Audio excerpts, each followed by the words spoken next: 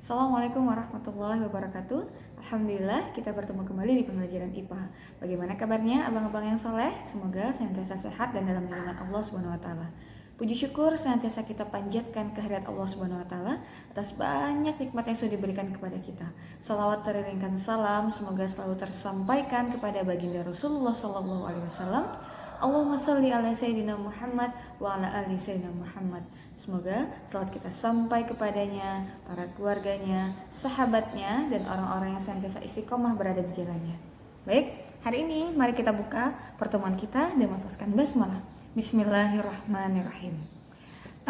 Abang-abang yang soleh tentu sudah pernah dengarkan bahwa dulu ada loh orang yang sampai ke bulan. Kenapa sih mereka sampai ke bulan? Karena mereka mau meneliti bagaimana sih kadar oksigen yang ada di bulan. Semakin menjauhi bumi, apakah tekanan oksigen itu semakin sedikit ataukah oksigen itu semakin banyak semakin kita menjauhi bumi. Nah, para ilmuwan itu berkata bahwa perubahan besar pada tekanan udara yang terjadi ketika naik ke angkasa menjadikan dada manusia itu sesak nafas dan terasa sempit dalam ruang pernafasan atau paru-paru mereka. Nah, akibatnya apa yang menyebabkan itu? Karena tekanan udara. Nah, tekanan udara di bumi sama di luar angkasa itu berbeda. Di dalam Quran surah Al-An'am ayat 125 Allah berfirman, barang siapa yang Allah menghendaki akan memberikan petunjuk kepadanya, niscaya dia melapangkan dadanya untuk memeluk agama Islam. Dan barang siapa yang dikehendaki Allah kesesatannya, niscaya Allah menjadikan dadanya sesak lagi sempit, seolah-olah ia sedang mendaki langit. Luar biasa ya. Karena kita punya Allah, jadi kita nggak merasa dada kita sempit. Oke, hari ini kita mau bahas apa sih? Hari ini kita mau bahas tentang tekanan. Ayo, siapa yang hidupnya penuh dengan tekanan? Pasti dadanya terasa sempit dan sesak. Oke, tekanan itu apa sih? Ini tekanannya dalam konteks ilmu pengetahuan alam. Nah, tekanan itu bisa diartikan sebagai besar gaya persatuan luas. Jadi, seberapa luas sih luas penampang benda? Misalnya, ibu punya ini ya, aqua. Kemudian benda ini ibu tekan ke yang datar seperti ini. Nah, ketika ditekan, yang dihitung itu luas permukaannya adalah luas permukaan dari si aqua ini, kayak gitu. Nah, tekanan ini punya satuan loh, satuannya itu adalah Pascal. Kita akan belajar bagaimana ya cara menghitung tekanan suatu benda. Oke, disimak ya. Tadi Ibu bilang bahwa tekanan itu adalah besar gaya persatuan luas. Nah, tekanan punya satuan yaitu adalah Pascal.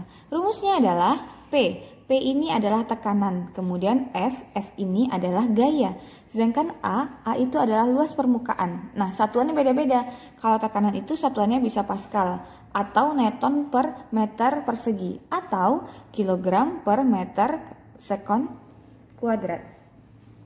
Kalau gaya itu punya satuan namanya Newton. Kita pelajarin ya di semester kemarin. Kemudian atau bisa juga satuannya itu kilogram meter per sekon kuadrat. Nah, luas permukaan sentuh ini satuannya meter per segi. Misalnya sebuah benda bentuknya balok, berapakah tekanannya kayak gitu. Nah, itu harus cari dulu nanti luasnya gitu. Oke?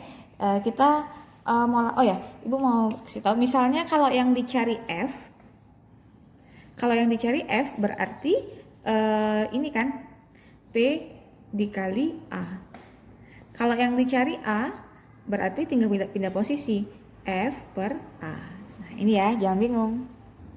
Kemudian Ibu mau ingetin lagi, antum ingat nggak F itu punya rumus apa?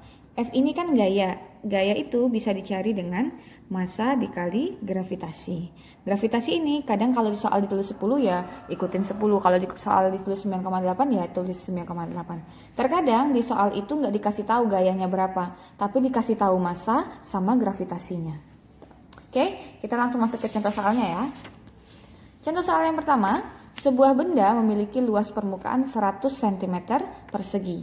Diberi gaya 1 Newton. Berapa tekanan yang dikerjakan benda? Easy banget soal seperti ini. Kita coba ya. Diketahui gayanya udah ada kan, di sini langsung ditulisnya gaya. Udah berarti 1 Newton. Kemudian A atau luas permukaannya. Luas permukaan benda 100 cm persegi. Ya udah langsung tulis 1 cm persegi. Berarti berapakah tekanannya? Langsung masukin ke dalam rumus. P sama dengan F per A sama dengan 1 per 100. Jadinya 0,01 Pascal. Gampang ya, easy sekali. Next kita lanjut ke soal nomor 2. Kali ini Ibu cuma hanya akan memberikan 2 contoh soal. Sebuah balok memiliki tekanan 7,5 dikali 10 pangkat 5 Pascal dengan gaya 3,75 dikali 10 pangkat 4 Newton. Berapakah luas permukaan balok tersebut? Nah, diketahui, jangan lupa ditulis dulu diketahuinya. Di sini tekanan berarti P sama dengan 7,5 dikali 10 pangkat 5 Pascal. Lanjut, gaya berarti F 3,75 dikali 10 pangkat 4 Newton. Lalu yang ditanya adalah luas permukaan. Ditanya A. Berapakah A? Oke, kita jawab bersama-sama. Ingat rumus tekanan itu P sama dengan F per A. Karena di sini yang ditanya A, berarti rumusnya berubah dong. A sama dengan F per P. Ya udah, tinggal masukin aja angkanya. Kan? F-nya 3,75 dikali 10 pangkat 4 per 7,5 dikali 10 pangkat 5. Nah, 3,75 bagi 7,5 itu bisa dicoret ya. Antum boleh pakai kalkulator. Ini hasilnya 2. Yang ini 1, yang ini 2. Kemudian, nah kalau bilangannya seperti ini berpangkat kemudian dibagi berarti dikurang ya. Ini jadi tinggal 1. Ya kan? Berarti hasil akhirnya itu di sini deh. 2 1 per 2. 1 per 2 kali 10 pangkat 1. Ya kan? 1 kali 2 10 pangkat 1. Ini bisa dijabarin lagi jadinya 1 per 2 dikali 10 pangkat 1 itu kan 10 pangkat 1 itu kan sama dengan 10 kan? Berarti 2 dikali 10 sama dengan 20. Nah, hasil akhirnya enggak muat di sini deh. Hasil akhirnya 1 dibagi 20 itu 0 sama dengan 0,05 meter persegi. Nah, inilah luas permukaannya. Gampang ya? Oke.